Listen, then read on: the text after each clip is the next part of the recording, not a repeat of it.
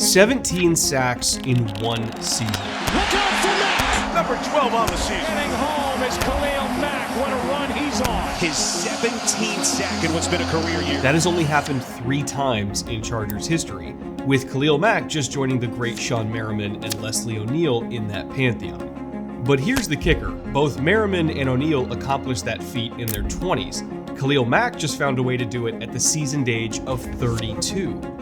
Beyond just the number itself and his seemingly ageless skill set being impressive though, the craziest part about Mack's record-tying season is that he got those 17 sacks in every way imaginable. Speed around the edge, inside counters, being effective on stunts and games, of course just having pure effort and hustle at times to clean up pressures from other Chargers defenders, and obviously my favorite type of sack, just having enough raw power to get the quarterback on the ground by throwing his own guard into him. And he goes down. That's going to do it. Khalil Mack now has 100 sacks in his career. Mack is one of the best to ever do it, and not just in a Chargers jersey, but across the entire NFL. And even though he hasn't been in LA for that long, Chargers fans are going to be talking about the season that he just had forever. So let's break down exactly how he did it. Let's start with the bread and butter of Khalil Mack's game, power. Everything that he does is based off his ability to physically overwhelm offensive linemen and compress the pocket seemingly at will. Whether he's using that power to create a softer corner when he's ripping around the edge, just to make sure his angle is a little bit easier on those rip moves, or whether he's using that strength to attack inside and convert on what coaches call a speed to power move, he has the innate ability to just take away space from a quarterback in the pocket so that they don't have any avenue to maneuver or escape.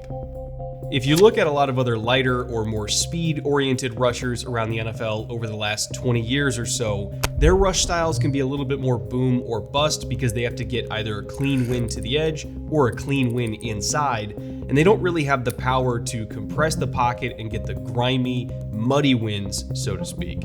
And there's nothing wrong with that style, by the way, but Mack can get those muddy wins. He can go through you just as easily as he can go around you, and the edge rushers that can do both are a hell of a lot harder to handle for any offensive tackle. Just ask Rashawn Slater, who's had to deal with Khalil himself every day in practice. Believe me, it's not very fun. But one underrated aspect of power when it comes to being a successful edge rusher is how well you can handle someone leaning on you as you're flattening the corner to finish a rush. Being strong isn't just about being able to bull rush a guard into the backfield, it's also about having the core strength and the lower body power to be able to resist a tackle's punch so that you can finish your rush.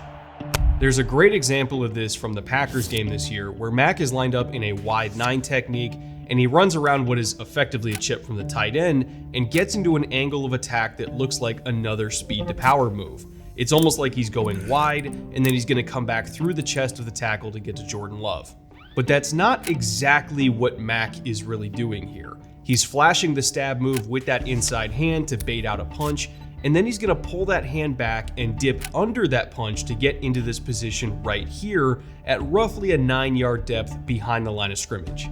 This is a tough place to be because when you dip that shoulder and you essentially give the tackle your back, you know that they're going to lean on you as you're trying to get your hips around to flatten that corner and finish the rush. It's one thing to rip through, but you have to have the power to resist that push, or you're just going to get shoved 12 yards deep and you won't even get close to the quarterback. But because Mack is so strong, he has the ability to eat that punch and still get his hips around, and because he ripped through with the inside arm, that hand is now free to attack the ball and force a fumble as he flies by Love. We love the fluidity and we love the speed here, but power is what made that sack happen because a lighter and, dare I say, less strong edge rusher would have just had his angle completely destroyed by that second push from the tackle and they wouldn't get any pressure at all.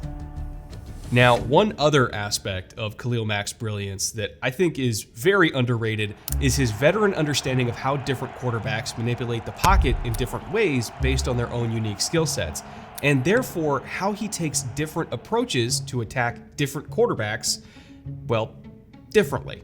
There's an example that I really love from the Ravens game, and this was a 3rd and 6 towards the end of the first half, and I want you to pay attention to the angle that Mack takes here around the edge. He is going super wide and super vertical, not just converting speed to power and compressing the pocket like usual, and he's going that wide because you can't just compress the pocket against Lamar Jackson. If your angle is too flat on a pure power rush against Baltimore of all teams, Lamar's just going to back up and escape out the side door, and even if you are as athletic as Mack is, he's not going to catch Jackson once he tries to break the pocket. Nobody's going to catch Lamar, honestly. So what Mack does here is he goes very wide and very deep because his goal is to get Lamar to step up. He wants to eliminate one of the possible escape routes by overplaying his hand to the edge and forcing Lamar to essentially come to him. Plus, not to get too deep into the weeds here, but Khalil has studied enough tape on Lamar at this point that he knows that Jackson is the type of quarterback who really likes to drop deep and then step up into a 7 or 8 yard depth to be comfortable in the pocket. A lot of mobile quarterbacks like to do that actually, but especially Lamar because he's an explosive enough mover to start really deep and then climb into the pocket late as it collapses around him so that he can stay on rhythm.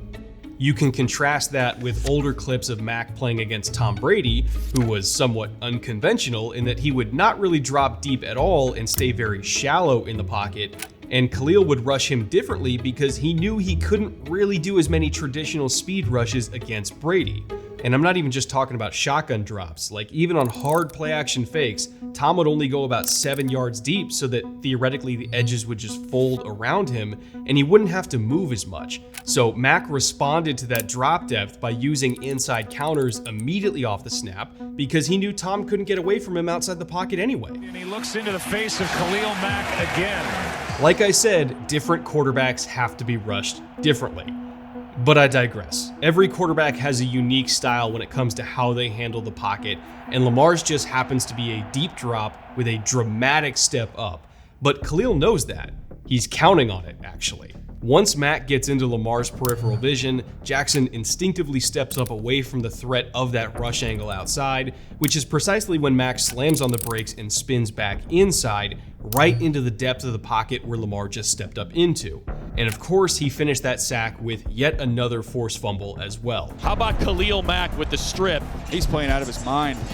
Khalil Mack is having himself quite a game. This play was all about Khalil's experience in this league and understanding how quarterbacks respond to different angles of attack from within the pocket.